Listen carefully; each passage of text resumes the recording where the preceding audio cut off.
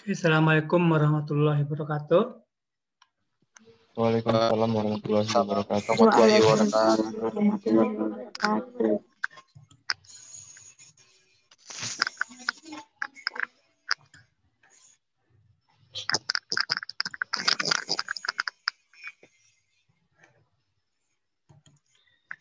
Selamat pagi, salam sejahtera bagi kita semua.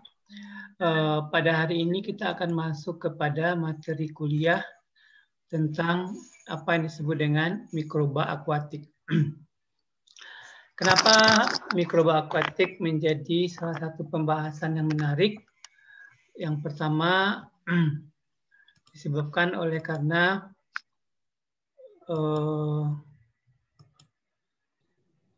akuatik merupakan habitat yang lebih sesuai untuk pertumbuhan mikroba daripada di atmosfer, sehingga jumlah mikroorganisme jauh lebih banyak dibandingkan di atmosfer. Yang kedua, mengandung mikrobiota autochthonus. Apa itu mikrobiota autochthonus? Adalah mikroorganisme yang merupakan berasal dari daerah tersebut. Kalau misalnya pada manusia itu disebut dengan orang tempatan atau orang asli atau orang pribumi. Sementara yang disebut mikroba pendatang disebut dengan mikroba allochthonus.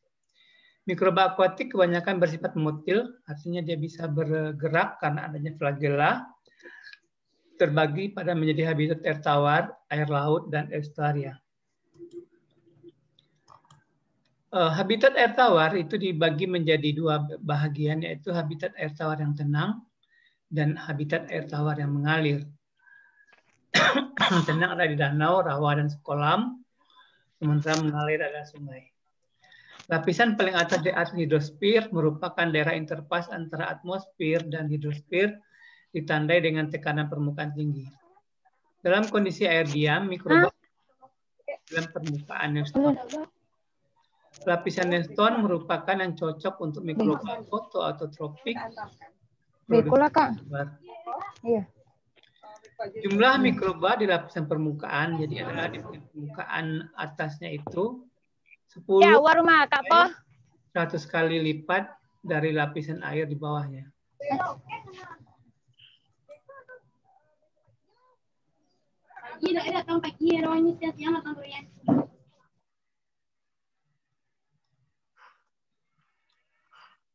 Kemudian mikroba neutron autochthonus diantaranya alga, bakteri, fungi, protozoa. Bakteri ada Pseudomonas, Caulobacter, Nebskia, Hypomycobium, Achromobacter, Flapobacterium, Alkaligen, dan Micrococcus. Sementara cyanobacteria ada Aponizomenum, Anabaena, dan Microcystis. Kemudian ada fungi, Gladosporium, alga, Chromolina, Botrydiopsis, Naviculata, dan Nautococcus. Kemudian ada yang disebut dengan protozoa, yaitu Diffusia, Verticella, dan Arcella, dan Acineta. Itu adalah yang terdapatnya mikroba pada air tawar. Kenapa juga mikroba pada air selalu menjadi bahan pelajaran? Yang pertama adalah karena mikroba juga menyebabkan terjadinya pencemaran terhadap bahan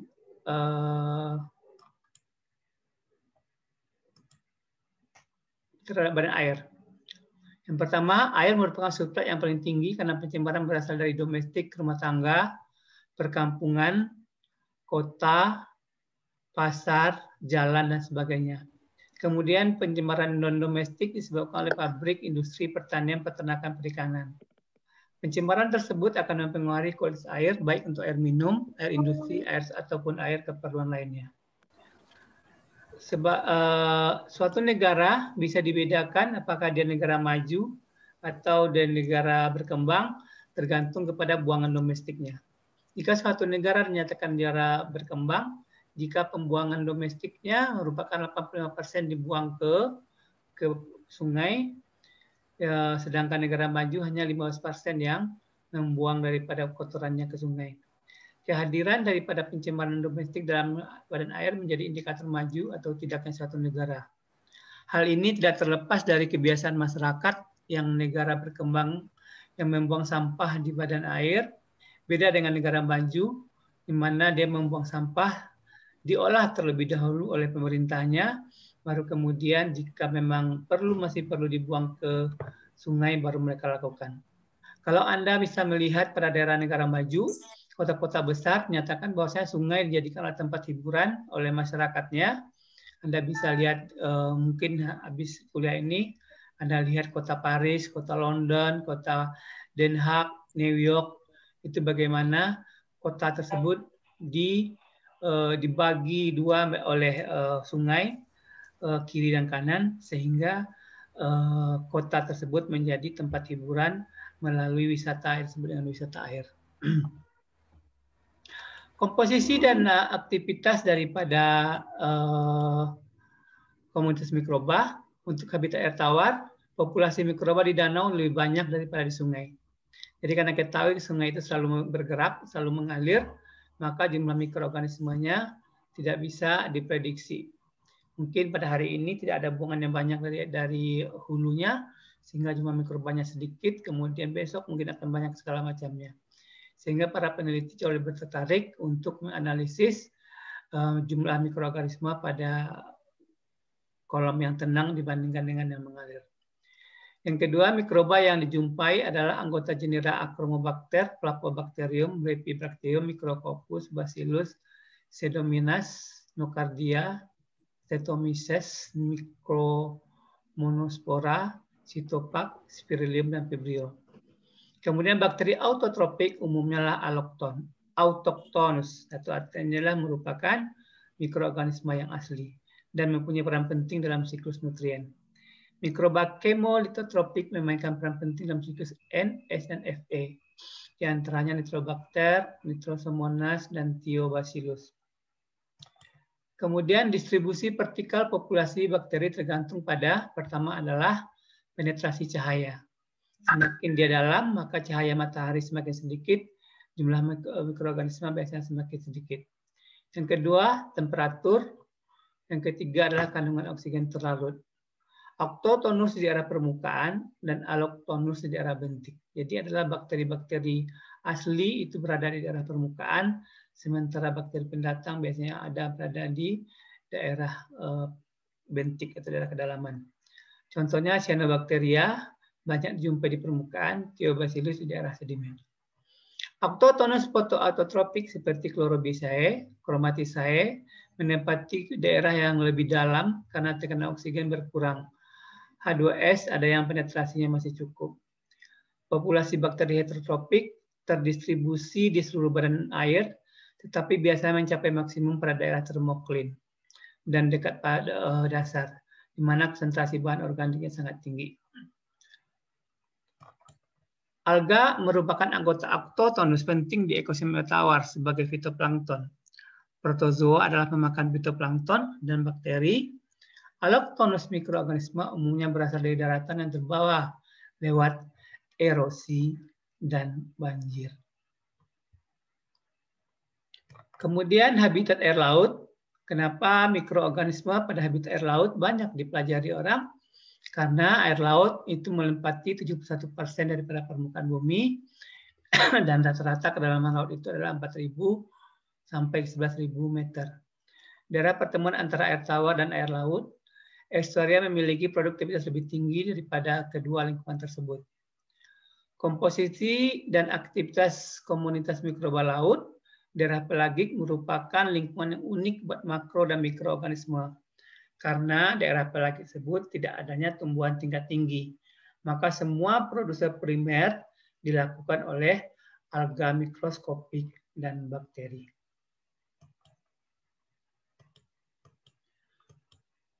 Jumlah mikroba relatif tinggi di daerah dekat pantai, upwelling, estuaria, tetapi di daerah pelagik turun drastis, yaitu 1 sampai 100 per liter. Jumlah populasi mikroba cukup tinggi pada beberapa sentimeter sedimen laut, 10⁻7 sampai 10⁻8 per gram, karena melimpahnya nutrien di daerah tersebut.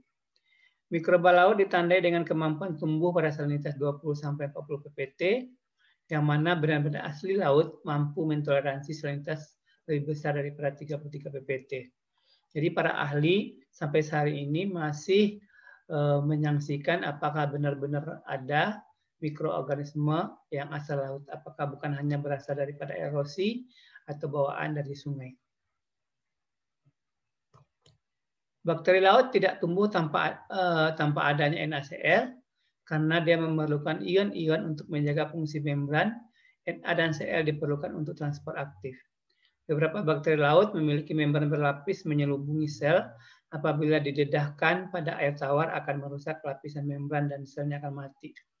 Jadi kalau misalnya bakteri laut yang kita bawa misalnya dari laut, kita cobakan untuk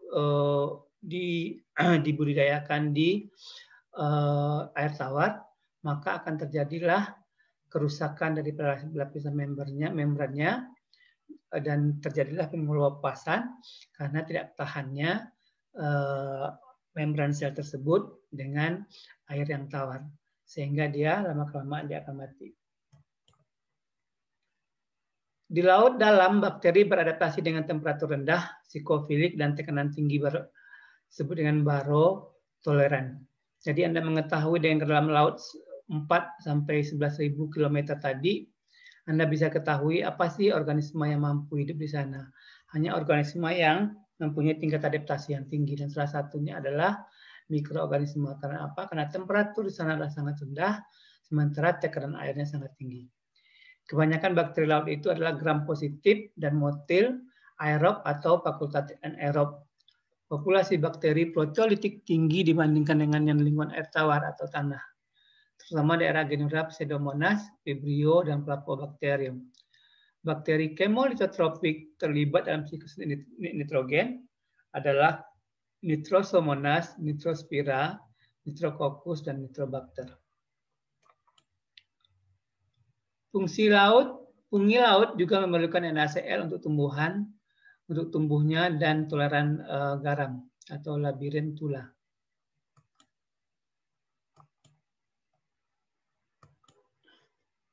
Yeast atau Candida, Tulipsis, Cryptococcus, Trichosporum, Saccharomyces, Rhodotorula, dan alga laut yang memiliki peran penting dalam suplai karbon, terutama anggota Chlorophysae, Echinophysae, Phainophyta, dan lain segala macamnya. Ini merupakan adalah alga laut yang mampu tumbuh dengan baik.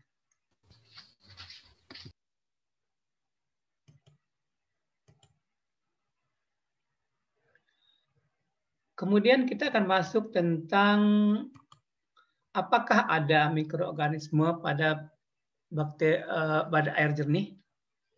Ini akan menjadi satu pembahasan bahwasanya walaupun kondisi air jernih, maka ada beberapa spesies daripada mikroorganisme yang masih mampu untuk tumbuh. Di antaranya adalah kelompok bakteri besi atau Chlorenothrix dan Spirotylus yang mampu mengoksidasi senyawa fero menjadi feri. Kehadiran bakteri ini jika disimpan lama akan menyebabkan warna kehitam-hitaman dan kecoklatan. Yang kedua, kelompok bakteri belerang, Chromatium dan Thiobacillus yang mampu mereduksi senyawa sulfat menjadi H2S, dan jika air yang disimpan lama akan tercium sebagai bau yang sangat busuk. Kemudian kelompok yang ketiga adalah kelompok mikroorganisme yang merupakan mikroalga, yang misalnya adalah mikroalga hijau, biru, merah. Jika disimpan terlalu lama akan menyebabkan perubahan warna tergantung jenis alga yang tumbuh.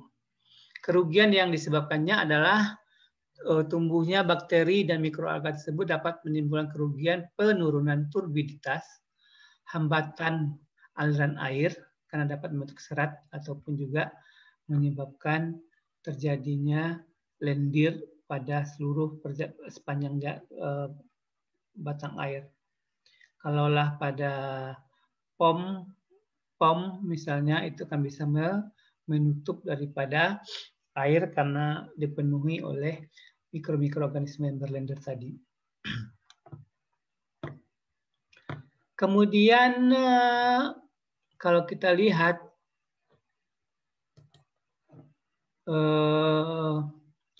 pada pada air yang bersih, karena tadi kita lihat adalah pada air yang kotor. Sekarang kita lihat pada air yang bersih. Tadi kita lihat adalah pada air yang bersih, sekarang kita lihat pada air yang kotor. Apa yang terjadi? Mikroorganisme apa yang bisa tumbuh? Di antaranya adalah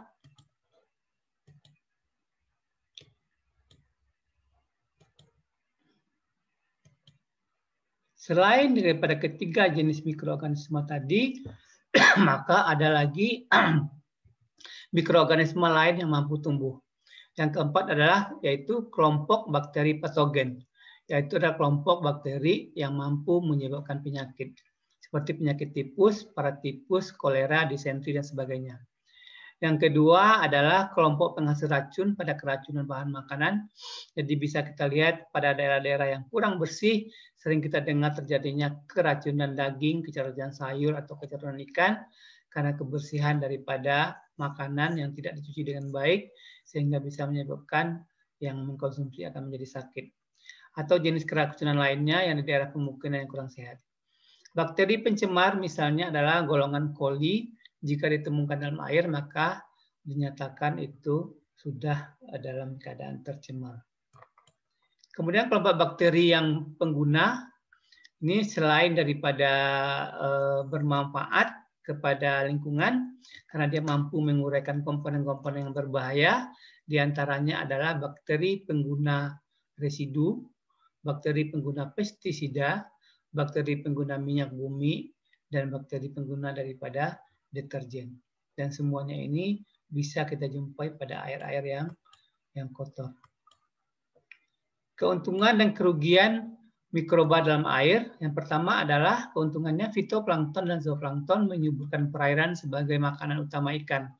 Itu ada Chlorella, Scenedesmus, Hydrodictyon, Pinularia, Tabellaria, dan Synedra. Kedua, banyaknya fungi dan bakteri sebagai decomposer, degrader, dan pendetoksifikasi bahan beracun. Yang ketiga, aerator perairan menambah oksigen melalui fotosintesis oleh mikroalga. Yang keempat, hasil perombakan bahan oleh mikroba yang dimanfaatkan oleh jasad lain. Kemudian, apa kerugiannya?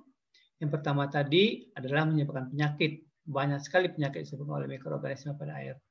Ada Salmonella tipus, paratipus, Shigella, Vibrio chlorella, Entomoeba, disentri, amoeba, ascaris, atau penyakit cacing. Yang kedua, mikroba penghasil toksik berbahaya, Clostridium, Pseudomonas, Salmonella, Staphylococcus, Anabaina, dan Microcystis. Yang ketiga, penyebab air berwarna. Jadi ada bakteri besi, Crenotrik, yang menyebabkan senyawa fero menjadi feri. Yang keempat, penyebab air berbau, karena berbau belerang disebabkan oleh bakteri Thiobacillus chromatium yang mereduksi senyawa sulfat menjadi H2S. Kemudian ada di badan air yang berwarna hijau, biru, ataupun warna coklat, dan lain sebagainya, disebabkan oleh apa mikroalga yang dominan tumbuh pada perairan tersebut. Kemudian golongan bakteri coli. Golongan bakteri coli merupakan indikator dalam sumber air, bahan makanan, dan sebagainya untuk kehadiran jasad berbahaya yang mempunyai persamaan sifat gram negatif, berbentuk batang, tidak membentuk spora, dan mampu memfermentasi kaldu laktosa pada temperatur 30 Celcius dengan membentuk asam dan gas dalam waktu 48 derajat Celcius. Bakteri ini merupakan salah satu contoh yang dikenal beberapa spesies hidup dalam saluran pencernaan manusia dan hewan berdarah panas. Pertama kali diisolasi oleh Escherichia pada tahun 1885 dari tinja bayi karena biasa hidup pada semua individu. Maka dijadikanlah sebagai indikator pada air minum dan makanan jika ada bakteri Escherichia coli, maka dinyatakanlah air dan makanan tersebut tercemar oleh bakteri patogen.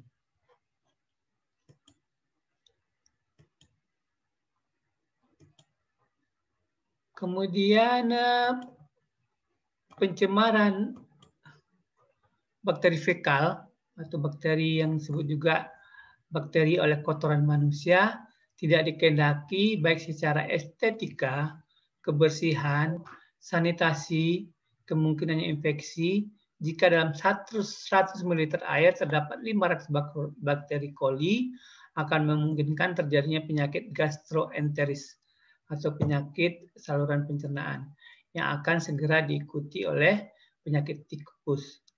Pada keadaan tertentu dapat mengalahkan mekanisme pertahanan tubuh kita sehingga dapat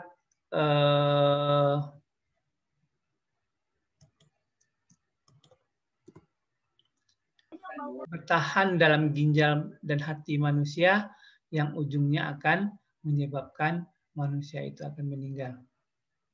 Kemudian ini slide terakhir, bahwasanya ada penelitian dari seorang ahli tentang bagaimana komposisi mikroorganisme pada kotoran manusia. Dia mencoba untuk melakukan penelitian pada warga negara yang berbeda, yaitu ada India, Jepang, Uganda, Inggris, Scotland, dan Amerika Serikat. Sehingga dia mendapatkan kesimpulan bahwasanya setiap warga negara itu mempunyai komposisi daripada mikroba yang berbeda pada kotorannya. Yang kedua, dinyatakan bahwasanya dia dapat kesimpulan juga orang India, Jepang, dan Uganda kebanyakan adalah memakan daripada karbohidrat, sementara Inggris, Scotland, dan Amerika itu memakan makanan campuran. Jadi komposisi daripada mikroorganisme yang ada pada kotoran manusia itu sangat ditentukan oleh makanan yang kita makan. Sehingga pencernaan itu juga mempengaruhi apakah makanan itu mampu dicerna dengan baik, apakah mikroorganisme membantu untuk menguraikannya, kemudian setelah menguraikannya itu kemudian dia akan terbuang. Karena kalau terlalu banyak dalam perut kita maka akan menyebabkan penyakit. Maka itulah kita perlu selalu harus minimal mungkin kalau kita masih anak-anak remaja itu 2 kali sehari pasti buang air. Kalau orang semakin tua paling 1 kali. Tapi disitulah kita membuang jenis-jenis mikroorganisme yang ada pada tubuh kita. Karena mikroorganisme itu selalu ada pada tubuh kita, kemudian dia akan berkembang. Kalau kita pertahanan tubuh kita tidak baik, maka mikroorganisme yang jahat akan mulai berkembang dan akan menyebabkan kita kematian.